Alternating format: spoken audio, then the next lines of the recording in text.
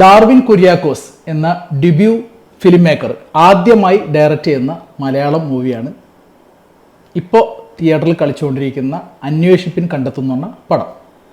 ടൊവിനോ തോമസ് ആണ് നായകനായിട്ട് അഭിനയിച്ചിട്ടുള്ളത്. പേര് കാണിച്ച പോലെ, ട്രെയിലറിൽ കാണിച്ച പോലെ പടം ഒരു ത്രില്ലർ മൂവിയാണ്, ഒരു ഇൻവെസ്റ്റിഗേഷൻ ത്രില്ലർ മൂവി. ഒരുപാട് ഇൻവെസ്റ്റിഗേഷൻ ത്രില്ലർ മൂവിയാണ് ഇപ്പോൾ വന്നുകൊണ്ടിരിക്കുന്നത്. സെല്യൂട്ട് പോലുള്ള പടങ്ങൾ OTT വന്നു, ഒരുപാട് പടങ്ങൾ. ഇപ്പോൾ ജയസൂര്യയുടെ ഒരു പടം വന്നു.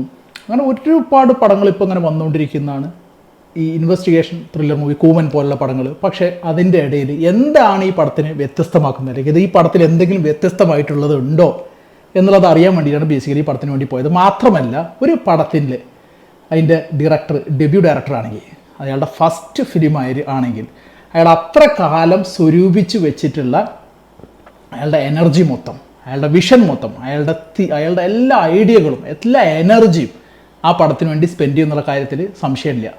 അത് സത്യമാണ്. കാരണം അത്രക്കും എഫേർട്ട് എടുത്തിട്ടായിരിക്കണം ഒരു പടം അയാൾ ഡയറക്റ്റ് ചെയ്യാൻ വേണ്ടിയിട്ട് ശ്രമിക്കുന്നതും. അതിനായിട്ട് ഒരു പ്രൊഡ്യൂസറെ, അയാൾക്ക് പറ്റിയിട്ടുള്ള ഒരു പ്രൊഡ്യൂസർ അപ്രോച്ച് ചെയ്ത് നല്ലൊരു സ്റ്റാർ വാല്യൂ ഉള്ള ഒരു താരത്തെ നായകനായിട്ട് പിടിച്ച് അഭിനയിപ്പിക്കുന്നു. അപ്പോൾ അത്രക്കും എഫേർട്ട് എടുത്തിട്ട് ചെയ്യുന്നത് കൊണ്ട് തന്നെ ഇങ്ങനെ ഒരു പടം വരുമ്പോൾ അത്രക്കും എഫേർട്ട് എടുത്തിട്ടായിരിക്കും എന്നുള്ള കാര്യത്തിൽ സംശയമില്ല. അതുകൊണ്ട് തന്നെ നല്ലൊരു ഔട്ട്പുട്ടായിരിക്കും നമുക്ക് കിട്ടുക ആ ആളുടെ ഫസ്റ്റ് പടം. അതെന്തായാലും എന്നുള്ള കാര്യത്തിൽ സംശയമില്ല എന്നുള്ളത് കൊണ്ട് തന്നെ നമ്മൾ ഒരുപാട് എക്സാമ്പിൾസ് ഇപ്പോൾ കണ്ടതാണ്. അതുകൊണ്ട് തന്നെ ഇങ്ങനെ ഒരു പടം കാണാൻ എനിക്ക് വലിയ താല്പര്യമായിരുന്നു. അപ്പോൾ ഇന്നലെ പോയിട്ടാണ് കണ്ടത്. പടത്തിനെക്കുറിച്ച് പറയുകയാണെങ്കിൽ, പടം എൻ്റെ പ്രതീക്ഷയെ 100% നീതി പുലർത്തുന്ന രീതിയിൽ അവർ എടുത്തു വെച്ചിട്ടുണ്ട്. നല്ല രീതിയിൽ മേക്ക് ചെയ്തിട്ടുള്ള ഒരു ഡീസൻറ്റ് വാച്ച് ത്രില്ലർ മൂവിയാണ് അന്വേഷിപ്പിൻ കണ്ടെത്തും. തിയേറ്ററിൽ പോയിട്ട് തന്നെ കാണണം എന്നുള്ളതാണ് എൻ്റെ ഒരു ഒപ്പീനിയൻ. കാരണം അത്രക്കും നല്ല രീതിയിൽ തന്നെ ഇത് എടുത്തു വെച്ചിട്ടുണ്ട്. പടത്തെക്കുറിച്ച് പറയുന്ന, പടത്തിൽ നായകനായിട്ട് അഭിനയിക്കുന്നത് ടൊവിനോ തോമസിൻ്റെ ഒരു ഇൻട്രോ വിത്ത് ഒരു പാസ്റ്റ്, അദ്ദേഹത്തിന് ഒരു മറക്കപ്പെടേണ്ട രീതിയിലുള്ള, മറക്കാൻ ആഗ്രഹിക്കുന്ന രീതിയിലുള്ളൊരു പാസ്റ്റ് ഉണ്ട് എന്നുള്ള കാര്യം കാണിച്ചിട്ടാണ് പടം തുടങ്ങുന്നത് തന്നെ. പോലീസ് ഓഫീസറാണ്, SI ആനന്ദ് എന്നുള്ള പേരുള്ള ഒരു പോലീസ് ഓഫീസറായിട്ടാണ് അദ്ദേഹം അഭിനയിക്കുന്നത്. SI ആണ്, ചിങ്ങവനം സ്റ്റേഷനിലെ SI ആണ്. അപ്പോൾ അവിടെ നടക്കുന്ന ഒരു തിരോധാന കേസ്, ഒരു മിസ്സിങ് കേസ്, ആ ലേഡിയുടെ മിസ്സിങ്, അത് നടക്കുന്ന കാലം എന്ന് പറഞ്ഞാൽ 2000 ആ പീരീഡാണ്. 2000, 1990 അതിൻ്റെ ഇടയിലുള്ള ഒരു പീരീഡ്, ഏറെക്കുറെ 1995 ആ കാലഘട്ടമാണ്. അപ്പോൾ അന്നത്തെ കാലത്ത് ഒരു പെൺകുട്ടി മിസ്സിങ് ആയാൽ എന്തൊക്കെയാണ് സംഭവിക്കുക, എന്തൊക്കെയാണ് അതിനെ ചുറ്റിപ്പറ്റി നടക്കുക, അപ്പോൾ ആ മിസ്സിങ് കേസിനെ എങ്ങനെയൊക്കെ അതിനെ കണ്ടുപിടിക്കാനായിട്ട് സഹായിക്കാനായിട്ടുള്ള സപ്പോർട്ടിംഗ് സിസ്റ്റം അന്നത്തെ കാലത്ത് പോലീസിന് ഉണ്ടായിരുന്നു. ഈ കാര്യങ്ങളൊക്കെ വളരെ നല്ല രീതിയിൽ, വളരെ മനോഹരമായ രീതിയിൽ തന്നെ പടത്തിൽ പോർട്രേ ചെയ്ത് വെച്ചിട്ടുണ്ട്. പഴയ കാലത്തെ ആ കാലഘട്ടത്തിലൂടെ ജീവിച്ചു പോകുന്ന ആളെന്നുള്ള രീതിയിൽ എനിക്കറിയാം അന്നത്തെ കാലത്തെ റോഡുകൾ, അന്നത്തെ കാലത്തുള്ള ഗതാഗതങ്ങൾ, അതേപോലെ തന്നെ അന്നത്തെ കാലത്തുള്ള വണ്ടികൾ, ബസ് സർവീസ്, ഈ കാര്യങ്ങളൊക്കെ ഈ പടത്തിൽ വളരെ മികച്ച രീതിയിൽ തന്നെ കൊണ്ടുവന്നിട്ടുണ്ട്. ഒരു 1995 മുതൽ 2000 പീരീഡ് ഈ കാലഘട്ടത്തിൽ കാണിച്ചിരുന്നത് വളരെ മികച്ച രീതിയിലുണ്ടെന്നുള്ള ഒരു അഭിപ്രായക്കാരനാണ് ഞാൻ. വളരെ ഇൻട്രസ്റ്റിംഗ് ആയിട്ട് തന്നെ അതിലെ പഴയ കാലഘട്ടം ചെയ്തു വെച്ച അന്നത്തെ വേഷവിധാനങ്ങൾ, അതേപോലത്തെ അന്നത്തെ ഈ താടിയൊക്കെ ട്രിം ചെയ്യുന്ന രീതി, മീശ വെക്കുന്ന രീതി, അതൊക്കെ ചെയ്തു വെച്ചിരിക്കുന്ന രീതി പോലും അത്രക്കും സൂക്ഷ്മമായിട്ട് അവർ ചെയ്തു വെക്കാൻ കഴിഞ്ഞിട്ടുണ്ടെന്നുള്ളതാണ് മനസ്സിലാവുന്നത്. വളരെ പച്ചപ്പുകൾ നിറഞ്ഞിട്ടുള്ള, വലിയ വലിയ ബിൽഡിങ്ങുകളൊന്നും ഇല്ലാത്ത പഴയകാല ബിൽഡിങ്ങുകളൊക്കെ ഉള്ള രീതിയിലുള്ള ആ ഒരു പനോരമയിലാണ് ഈ പടം എടുത്ത് വെച്ചിട്ടുണ്ട്. നമുക്ക് കണ്ണിന് ഒരുപാട് കുളിർമയേകുന്ന സീനുകളുണ്ട്. അപ്പോൾ പറഞ്ഞു വരുന്നത് വെച്ചാൽ, ഈ പടത്തിൽ ഒരു മിസ്സിങ് കേസ് വെച്ചിട്ട് ഇത് അന്വേഷണം തുടങ്ങി. അപ്പോൾ ആ അന്വേഷണത്തിൽ ടോവിനോക്ക് ഉണ്ടാവുന്ന പ്രതിസന്ധികൾ, ഈ കേസ് ഏറ്റെടുക്കാനായിട്ട് സൂപ്പർവിഷന് വേണ്ടി സർക്കിൾ ഇൻസ്പെക്ടർ വരുന്നു, അതിനുശേഷം DYSP വരുന്നു. അപ്പോൾ അവർ ഈ ആനന്ദ് എന്ന പോലീസ് ഓഫീസർ, നമ്മളുടെ ടോവിനോയുടെ ക്യാരക്ടറിനെ ഉൾക്കൊള്ളാൻ കഴിയാതെ ടോവിനോയെ അടിച്ചമർത്തുന്നത്, ടോവിനോ അതിനുള്ളിൽ കിടന്ന് വീർപ്പുമുട്ടുന്നത്, യഥാർത്ഥ പ്രതിയെ കണ്ടുപിടിക്കാതെ ഒരു ഡമ്മി പ്രതിയെ കണ്ടുപിടിക്കാനായിട്ടുള്ള, അല്ലെങ്കിൽ അവരുടെ മേലിൽ ഈ കുറ്റം ആരോപിച്ചു വെച്ചിട്ട് യഥാർത്ഥ പ്രതിയെ രക്ഷപ്പെടുത്താനുള്ള ഈ സർക്കിൾ ഇൻസ്പെക്ടറെ, അത് DYSPയുടെ ത്വര, അതിനെ എങ്ങനെ ഇദ്ദേഹം ഓവർകം ചെയ്യുന്നു എന്നുള്ളതൊക്കെ വളരെ രസകരമായിട്ട് തന്നെ കാണിച്ചിട്ടുണ്ട്. വളരെ ത്രില്ലിംഗ് ആയിട്ട് ഓരോ മൊമെൻറ്റ്സും എടുത്തു വെക്കാനായിട്ട് കഴിഞ്ഞിട്ടുണ്ട്. അപ്പോൾ അങ്ങനെ ആ യഥാർത്ഥ പ്രതിയെ ഇവർ കണ്ടെത്തുന്നു. ആ കണ്ടെത്തിയിട്ട് അവർ വിജയിച്ചു എന്ന് പറയുന്ന പോയിന്റിൽ നിന്ന് അവർക്ക് എല്ലാം നഷ്ടപ്പെട്ടു പോകുന്നു. അത് അവരെ ലൈഫിലുണ്ടാക്കുന്ന വലിയ ഒരു ട്രാജഡി. ആ ട്രാജഡിക്ക് ശേഷം ഒരുപാട് കാലത്തിന് ശേഷം തിരിച്ചുവരവ് നടത്തുകയാണ്. അതൊരു അത്യാവശ്യം കുറച്ച് കാലത്തെ ഒരു സസ്പെൻഷനൊക്കെ കിട്ടിയിട്ട് തിരിച്ചുവരവ് നടത്തുകയാണ് ടൊവിനോ തോമസിൻ്റെ സപ്പോർട്ടിംഗ് സിസ്റ്റമായിട്ടുള്ള കോൺസ്റ്റബിൾസും CPOമാരും. അങ്ങനെ ഈ സപ്പോർട്ടിംഗ് സിസ്റ്റത്തിൻ്റെ പിൻബലത്തിൽ, ആ ഒരു ബാക്കപ്പിൽ, ആ ഒരു ധൈര്യത്തിൽ അതിന് ഏറ്റവും കൂടുതൽ അവരെ സഹായിക്കുന്നത് അന്നത്തെ കാലത്തെ SP ആയിട്ടുള്ള സിദ്ദീഖിൻ്റെ ക്യാരക്ടർ. സിദ്ദീഖൊക്കെ എന്ന് പറഞ്ഞാൽ ആ പടത്തിൽ ചെയ്തു വെച്ചിരിക്കുന്ന രീതി അത്രക്കും പെർഫെക്റ്റാണ്. സിദ്ദീഖ് ഇവരെ സപ്പോർട്ട് ചെയ്യുന്നു, ഒരേ സമയം സപ്പോർട്ട് ചെയ്യുന്നു, കെയർ ചെയ്യുന്നു, അവർക്ക് പുതിയൊരു അസൈൻമെൻറ്റ് കൊടുക്കുന്നു. ആ അസൈൻമെൻറ്റ് ഇവർക്ക് നല്ല രീതിയിൽ നടപ്പാക്കാൻ പറ്റുമോ, നിറവേറ്റാൻ പറ്റുമോ എന്നുള്ള രീതിയിലുള്ള ഓരോ കാര്യങ്ങളും ചോദ്യങ്ങളൊക്കെയാണ് അതിനകത്ത് വരുന്നത്. ടോവിനോ തോമസ് ആസ് യൂഷ്വൽ പടത്തിൽ ഒരു സ്ലോ പേസിൽ തുടങ്ങിയിട്ട് പിന്നെ അങ്ങോട്ട് കത്തിക്കയറാണ്. സാധാരണക്കാരനായ ഒരു പോലീസുകാരൻ എന്നുള്ള നിലയിൽ നിന്ന് വളരെ മികച്ച രീതിയിൽ എഫിഷ്യൻ്റായിട്ട് നല്ല ഐക്യുള്ള രീതിയിലുള്ള ഒരു പോലീസുകാരൻ എന്നുള്ള രീതിയിൽ, വളരെ ഷാർപ്പായിട്ട് ചിന്തിക്കുന്ന രീതിയിൽ, വളരെ കണ്ണിങ് ആയിട്ടുള്ളൊരു പോലീസുകാരൻ എന്നുള്ള രീതിയിൽ മാറി അത്രക്കും പെർഫെക്റ്റ് ആയിട്ട് ചെയ്തു വെക്കാനായിട്ട് ടോവിനോ തോമസിന് കഴിഞ്ഞിട്ടുണ്ട്. നല്ല രീതിയിൽ കഥാപാത്രത്തോട് അദ്ദേഹം നീതി പുലർത്തുകയും ചെയ്തിട്ടുണ്ട്. ഈ ടോവിനോ തോമസിൻ്റെ സൂപ്പർവൈസർ ആയിട്ടുള്ള അന്നത്തെ സർക്കിൾ ഇൻസ്പെക്ടറായിട്ട് അഭിനയിക്കുന്ന അസീസ് നെടുമങ്ങാട്, അസീസിനെ നമുക്ക് പറയാൻ റഫാക്കുന്നത് പെർഫെക്റ്റ് ആയിട്ട് ചെയ്തു വെച്ചിട്ടുണ്ട്. Tough and rough look.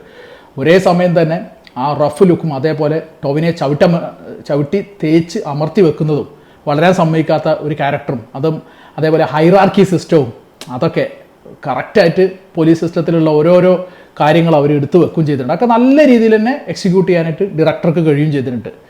പോരാത്തതിന് നമ്മളുടെ കോട്ടയം നസീർ നമ്മൾ സാധാരണ കണ്ടിട്ടുള്ള കൊച്ചിൻ ഹനീഫയുടെ ഒരു ഡ്യൂപ്പായിട്ടൊക്കെ അഭിനയിക്കുന്ന, മിമിക്രി എടുക്കുന്ന ഒരാളായിട്ടൊക്കെയാണ് പണ്ടത്തെ കാലം മുതൽ തന്നെ ഞാനൊക്കെ കണ്ടിട്ടുള്ളത്. പക്ഷേ ഇതിലുള്ള ഒരു DYSP ആയിട്ട് അഭിനയിക്കുന്ന അദ്ദേഹം നല്ല മികച്ച രീതിയിൽ തന്നെ ആ റോള് കൈകാര്യം ചെയ്തിട്ടുണ്ടെന്നുള്ളതാണ് മനസ്സിലാവുന്നത്. അദ്ദേഹത്തിൻ്റെ ശരീരഭാഷ കൊണ്ടും ഡയലോഗ് ഡെലിവറി കൊണ്ടും പിന്നെ ആ ആകാര വടിവ് കൊണ്ടും അതേപോലെ തന്നെ അപ്പിയറൻസ്, ഫേസിലുള്ള ഒരു ശൗര്യത കൊണ്ടും ഒക്കെ അത്രക്കും നല്ല രീതിയിൽ തന്നെ ചെയ്തു വെക്കാൻ ഈ കോട്ടയം നസീറിന് കഴിഞ്ഞിട്ടുണ്ട്.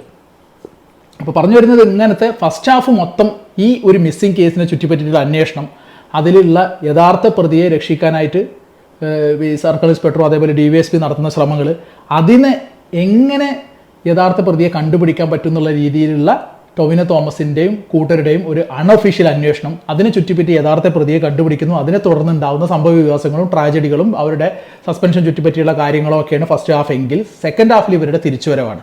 ഈ തിരിച്ചുവരവ് എന്ന് പറഞ്ഞാൽ ഇത് വെറുതെ ഒരു ചുമ്മാ പറയുന്ന രീതിയിലുള്ളൊരു തിരിച്ചുവരവല്ല. കാരണം ഇവർക്ക് ആ SP, അന്നത്തെ കാലത്തെ SP ആയിട്ടുള്ള സിദ്ദീഖ് ഏൽപ്പിച്ചു കൊടുക്കുന്ന ഒരു കേസ് എന്ന് പറഞ്ഞു കഴിഞ്ഞാൽ അത്രക്കും ചാലഞ്ചിങ് ആയിട്ടുള്ളൊരു കേസാണ്. ആ ഒരു കേസിനെ കുറിച്ച് പറയുകയാണെങ്കിൽ ശ്രീദേവി മർഡർ കേസ് എന്നാണ് ആ കേസിൻ്റെ കുറിച്ച് പറയുന്നത്. അവർ 1988 നടന്ന ഒരു മർഡറാണ്. അതായത് ഇവർ ആദ്യത്തെ ഫസ്റ്റ് സ്റ്റോറി അവരെടുത്തിക്കുന്നത് 1995 കാലഘട്ടത്തിലാണ്. അതിനും ഒരു 7 കൊല്ലം പുറകെ 1988 നടന്ന ഒരു മർഡർ കേസ്.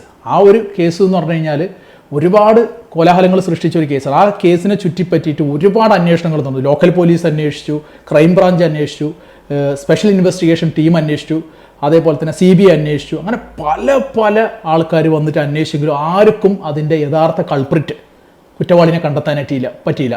അപ്പോൾ യഥാർത്ഥ കുറ്റവാളിനെ കണ്ടെത്തുന്നതിൻ്റെ ഭാഗമായിട്ട് പോലീസ് പല ആൾക്കാരെ കൊണ്ടുപോയി തല്ലിച്ചതച്ചു. അപ്പോൾ അതുകൊണ്ട് തന്നെ ആ നാട്ടുകാർ മൊത്തം ഈ ഒരു കേസിൻ്റെ പേരിൽ ഒരുപാട് ട്രോമ അനുഭവിച്ചത് കൊണ്ട് തന്നെയും ഈ ഒരു കേസിനായിട്ട് ആരന്വേഷിക്കാൻ വരുമ്പോഴും അതിന് ഉടക്കിടാനായിട്ട് ആ നാട്ടുകാർ ഒരുങ്ങിയിരിക്കുന്നുണ്ടാവും. കാരണം അവർക്ക് അറിയാം ഈ ഒരു കേസിൽ അന്വേഷണം ലാസ്റ്റ് ഈ നാട്ടുകാരെ പിടിച്ച് തല്ലിച്ചതക്കുന്നതിൽ മാത്രമാണ് അവസാനിക്കുക എന്നുള്ളത്. അപ്പോൾ അങ്ങനെ ഒരു സെനാരിയോയിൽ ഇങ്ങനെ ഒരു കേസ് ഒരു ക്ലോഷറിന് വേണ്ടിയിട്ട് അയക്കുക എന്നുള്ളൊരു ഒരു ധാരണയിൽ എങ്ങനെയെങ്കിലും ഒന്ന് കെട്ടിപ്പൂട്ടി ആ കേസ് അങ്ങോട്ട് ക്ലോസ് ചെയ്യുക, ഫയൽ ക്ലോസ് ചെയ്യുക എന്നുള്ള രീതിയിൽ ആണ് ഈ ഒരു സിദ്ദീഖ് നമ്മളുടെ ടോവിനോ തോമസിനെയും അവരുടെ കൂട്ടരെയൊക്കെ പിടിച്ചിട്ട് ആ പുതിയ നാട്ടിലേക്ക് അയക്കുന്നത്. ട്രാൻസ്ഫർ ആയിട്ട് അങ്ങോട്ടേക്ക് അന്വേഷണം, അതേപോലെ ഈ കേസ് ഒന്ന് ഫൈനലായിട്ട് ക്ലോസ് ചെയ്യാന്നുള്ള രീതിയിൽ അന്വേഷിപ്പിക്കാനായിട്ട് വിടുന്നത്. പക്ഷേ അതിൽ ഒരുപാട് രസകരമായ കാര്യങ്ങൾ നടക്കുന്നു, ഒരുപാട് ത്രില്ലിങ് മൊമെൻറ്റ്സ് നടക്കുന്നു. ചെറിയ കാര്യങ്ങൾ വരെ നല്ല രീതിയിൽ പിക്ചറൈസേഷനിൽ കൊണ്ടുവരാനായിട്ട് ഇവർക്ക് കഴിഞ്ഞിട്ടുണ്ട്. വളരെ പെർഫെക്റ്റ് സിനിമാറ്റോഗ്രാഫി ആയിട്ടാണ് എനിക്ക് തോന്നിയത്. നല്ലൊരു സ്ക്രിപ്റ്റും നല്ല രീതിയിലുള്ള ഡയലോഗ് ഡെലിവറികളും BGMൻ്റെ കാര്യമാണെങ്കിൽ ഒരു രക്ഷയുമില്ലാത്ത രീതിയിൽ നല്ല ഫ്രഷ്നെസ് തോന്നുന്ന രീതിയിലുള്ള നമ്മളങ്ങനെ എൻഗേജ് ചെയ്ത് നിർത്തുന്ന രീതിയിലുള്ള പെർഫെക്റ്റ് BGM ആണ് ഈ പടത്തിൻ്റെ ഏറ്റവും പ്ലസ് പോയിൻ്റായിട്ട് എനിക്ക് തോന്നിയ കാര്യം. അങ്ങനെ ഈ പടത്തിലെ ഓരോ സീൻസ് നമുക്കിങ്ങനെ ഓർത്തിരിക്കാൻ പറ്റും, നല്ല രീതിയിൽ തന്നെ എൻഗേജ് ചെയ്യാനായിട്ട് ഈ ഡയറക്ടർക്ക് കഴിയുകയും ചെയ്തിട്ടുണ്ട്. പ്രേക്ഷകരായിട്ട് നല്ല രീതിയിൽ കണക്ട് ചെയ്യുന്ന രീതിയിൽ, ഇമോഷണലി കണക്ട് ചെയ്യുന്ന രീതിയിൽ, നല്ല എൻഗേജ് ചെയ്യുന്ന രീതിയിൽ തന്നെ എടുത്തു വെക്കാനായിട്ട് ഈ ഡയറക്ടർക്ക് അതേപോലെ ഈ സിനിമാറ്റോഗ്രാഫർക്ക് കഴിഞ്ഞിട്ടുണ്ട്. പോരാത്തതിന് ഇതിൻ്റെ ഒരു എക്സലൻറ്റ് ബി ജി എമ്മിൻ്റെ കാര്യത്തിലൊക്കെ ഒരു 100-ൽ 110 മാർക്ക് തന്നെ കൊടുക്കണം. പടത്തിൻ്റെ മൂഡ് തന്നെ നിയന്ത്രിക്കുന്നത് ഇതാണ്. പിന്നെ ഒരു പോയിന്റ് ഓഫ് ടൈമിൽ പോലും ഈ 1995 അതേപോലെ 1988 കാലഘട്ടം അത് എടുത്തുക്കണത് നമുക്ക് ഒരിക്കലും ആ പഴയ കാലഘട്ടം എല്ലാം ഒന്നും തോന്നില്ല. കാരണം അത്രക്കും പെർഫെക്റ്റ് ആയിട്ട് എടുക്കാൻ കഴിഞ്ഞിട്ട് നമുക്കറിയാമോ ഈ പഴയ കാലഘട്ടം 1-2 സീൻ എടുക്കണ മാതിരില്ല. ത്രൂ ഔട്ട് പടം എടുക്കുക എന്ന് പറഞ്ഞാൽ ഇറ്റ്സ് ഹെർക്കൂലിയൻ ടാസ്ക്. അത്രക്കും പ്രശ്നമാണ്, അത്രക്കും ഡിഫിക്കൽട്ടായിട്ടുള്ള ഒരു കാര്യമാണത്. അങ്ങനെ ഒരു ത്രൂ ഔട്ട് ഒരു സിനിമ, ഒരു 2 മണിക്കൂർ 30 മിനിറ്റുള്ള ഒരു സിനിമ ത്രൂ ഔട്ട് ഒരു പഴയ കാലഘട്ടം ചിത്രീകരിക്കുക എന്ന് പറഞ്ഞാൽ അത് വലിയൊരു പനോരമയിൽ ഷൂട്ട് ചെയ്യുക എന്നുള്ള രീതിയിൽ ചെയ്യുക എന്ന് പറഞ്ഞു കഴിഞ്ഞാൽ അത്രക്കും ടാസ്ക്കാണ്. കാരണം അന്നത്തെ രീതിയിലുള്ള ഡ്രസ്സിങ് വേണം, അന്നത്തെ രീതിയിലുള്ള റോഡുകൾ വേണം, അതേപോലെ തന്നെ എന്താ പറയുക വേറെ പല വലിയ വലിയ ബിൽഡിങ്ങുകളൊന്നും ആ ഒരു ലൊക്കേഷനിൽ വരാൻ പാടില്ല. ആ ഒരു ക്യാമറക്കുള്ളിൽ വേറെ പല കാര്യങ്ങളും പുതിയ കാലഘട്ടത്തിൽ വരുന്ന സാമഗ്രികളൊന്നും അതിനകത്ത് തെളിയാൻ പാടില്ല. കൂടുതൽ കാട് പോലുള്ള പശ്ചാത്തലങ്ങളൊക്കെ ആയിരിക്കും, പച്ചപ്പ് നിറഞ്ഞ പശ്ചാത്തലങ്ങളായിരിക്കും. അതൊക്കെ എന്ന് പറഞ്ഞാൽ എടുത്തു വെച്ചിരിക്കുന്ന രീതി പെർഫെക്റ്റാണ്. മാത്രമല്ല ഇതിൻ്റെ കഥ, അതായത് ഇതിലെ ഫസ്റ്റ് കേസിൻ്റെ കാര്യം പറയുകയാണെങ്കിൽ ഫസ്റ്റ് കേസിൽ ആ ഒരു മിസ്സിങ് കേസ് അവസാനം അതൊരു മർഡർ കേസിലാണ് അവസാനിക്കുന്നത്. ആ മർഡർ കേസിൽ ആ ഒരു വിക്ടിമിനെ, ആ ഒരു ഇരേനെ, അതായത് ആ മരണപ്പെടുന്ന കുട്ടീനെ കൊല്ലാനായിട്ടുള്ളൊരു കാരണം എന്ന് പറഞ്ഞാൽ സോളിഡ് റീസണാണ്.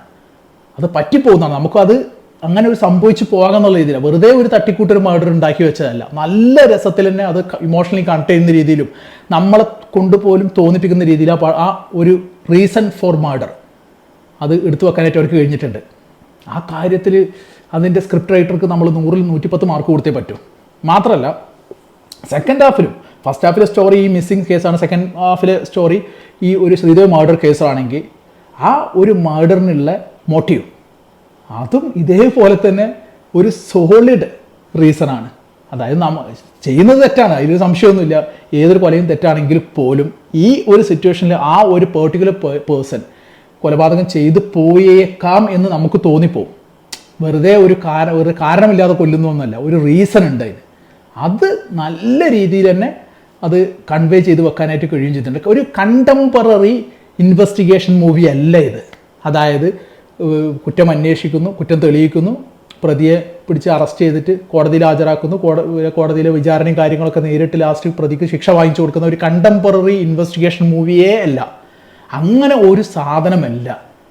എന്നിട്ട് പോലും ഈ പടം എടുത്തു വച്ച രീതി, അതേപോലെ അത് നമ്മളെ ഓരോ മൊമെൻറ്റിലും അടുത്ത സ്റ്റെപ്പ് എന്താണെന്നുള്ള രീതിയിൽ നമ്മളെ കൊണ്ട് ഉള്ളിലിങ്ങനെ ഒരു എന്താ പറയുക, അത് തോന്നിപ്പിക്കുന്ന ഓരോ കാര്യങ്ങൾ, ആ ഒരു സംഭവം എന്ന് പറഞ്ഞാൽ നമ്മളെ കൊണ്ട് തോന്നിപ്പിക്കണമെങ്കിൽ എത്രയൊക്കെ പെർഫെക്റ്റായിട്ട് അവരത് ഡയറക്റ്റ് ചെയ്ത് വെച്ചിട്ടുണ്ടായിരിക്കണം എന്നുള്ളതാണ് ആലോചിച്ച് നോക്കുന്നത്.